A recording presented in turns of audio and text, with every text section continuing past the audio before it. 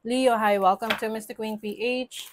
At ito ang inyong energy update ngayong June 16 to 30, 2024. If you are interested in private readings, meron tayong link sa description at sa pinned comment. Paki-check nyo na lang. So let's see, Leo, what's coming to you? Energy update. Second half ng June. June 16 to 30, 2024. What's coming to Leo?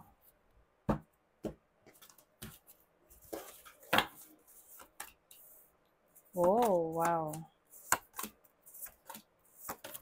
Okay. I see a lot of manifestations.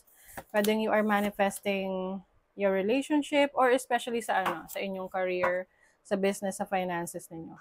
Four of Wands, there is a celebration. Pwedeng related sa family matters to.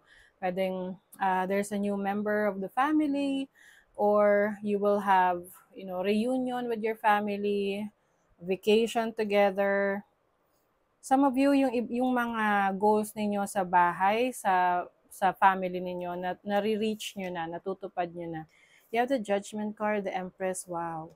So I feel like there is an energy of taking good care of your family. So I feel like meron kang mga tinutupad na pangarap mo para sa family mo. You are taking care of your family's needs, and at the same time, you are also taking care of yourself.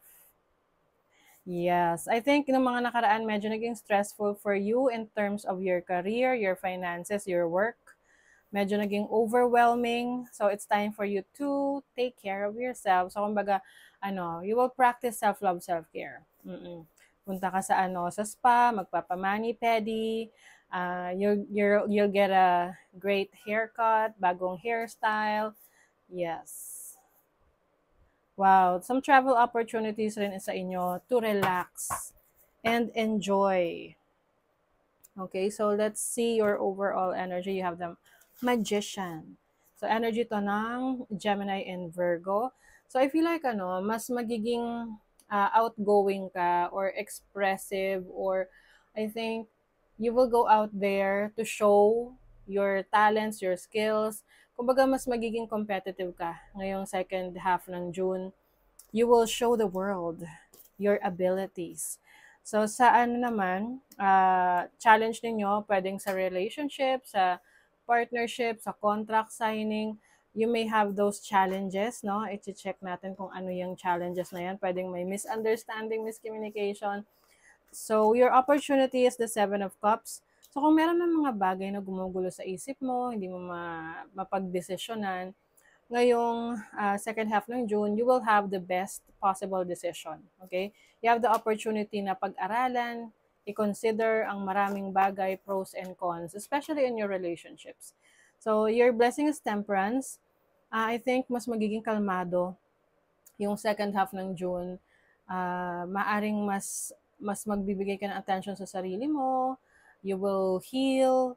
You will go out with nature, focus on bringing balance into your life. Lalo na kung medyo naging busy ka or marami kang mga inasikaso ng mga nakaraang araw.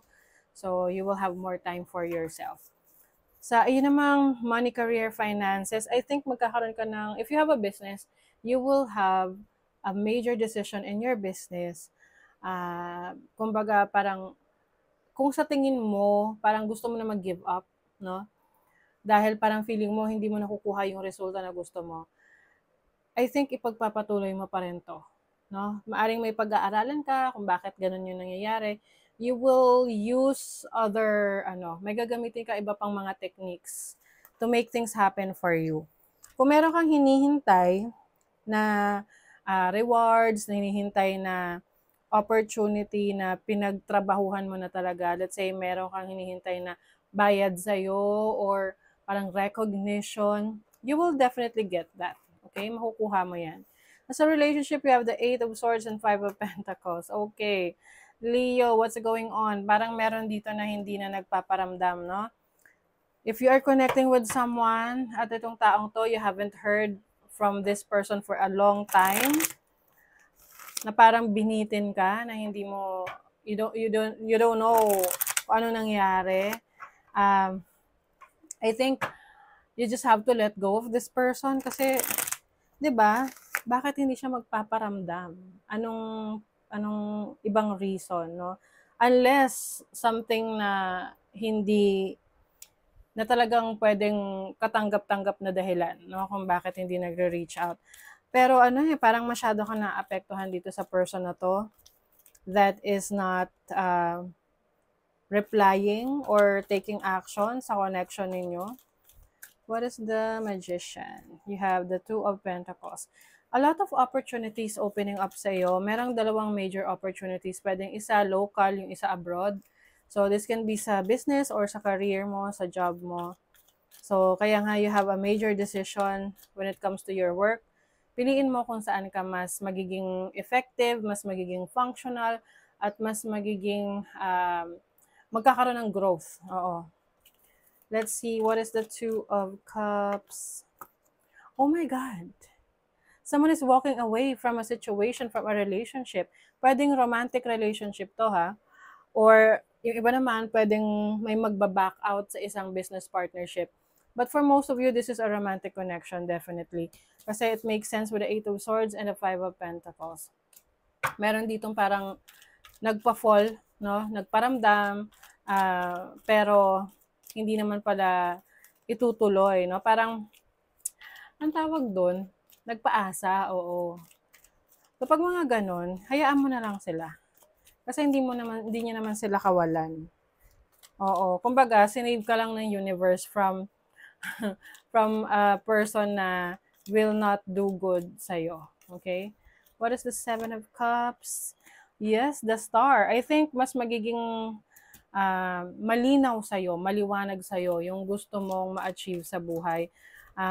Although marami kang options available sa yung disposal, available para sa'yo, but hindi lahat yan kaya mo rin namang i-handle eh. Meron lang dyan isa or dalawa na kaya mong pagsabayin, or isa na kung saan talaga doon ka mag-excel at kung doon ka mag-focus, no, mas magiging maunlad yung buhay mo. So I think this is clarity in whatever is making you feel confused. Pwede rin sa relationship na nako-confuse ka sa person, intention ng person na to, and let's say more than a month na siyang hindi nagpaparamdam, then definitely that's a confirmation na you have to go, okay? You have to let that go.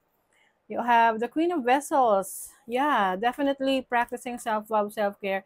Sarili mo yung bibigyan mo ng attention ngayon. Okay? You want to improve on yourself. You want to improve on your styling or your mental health, your physicality, your spirituality. Marami kang gustong i-improve sa sarili mo. Yeah, Seven of Pentacles. Oh, Temperance. So, I feel like yung hinihintay mo sa work, yung hinihintay mong opportunity sa work, ayan na, parating na. This is it. Ace of Pentacles. Okay? It can be a business opportunity, business partnership, or bagong career, bagong trabaho. It's coming. Yung iba naman, kung meron kayong hinihintay na pera, na matagal nyo nang, inaasahan, finally, mapoprocess na. What is the Eight of Swords? Nine of Pentacles. Judgment. Oh, talagang I feel like you are being saved from a person na maraming red flags sa buhay. Minsan kasi, kahit na alam natin, nakikita natin yung red flags, pero we are focused on, being in a relationship. Minsan nakakalimutan na natin or pinapalagpas na natin yan eh. But I see you na you are being protected from that person na walang magandang may dudulot sa'yo. Ayan, breathe. You will have more time for yourself, meditation, so maaring, mas magbibigay ka ng katahimikan para sa sarili mo through meditation. Look, you are cleaning it up, removing the unnecessary or anything na hindi na nakakatulong sa yung highest good. Yeah. You are releasing those toxic energies around you. Pwede rin namang literal na maglilinis ka ng bahay mo, ng place mo para, 'di ba? Kapag malinis yung place kung saan ka nakatira or even the workplace, yung office mo, ang sarap magtrabaho, ang sarap pagstay sa bahay, yung mga ganun, no? So, mas nagkakaroon ka ng clarity.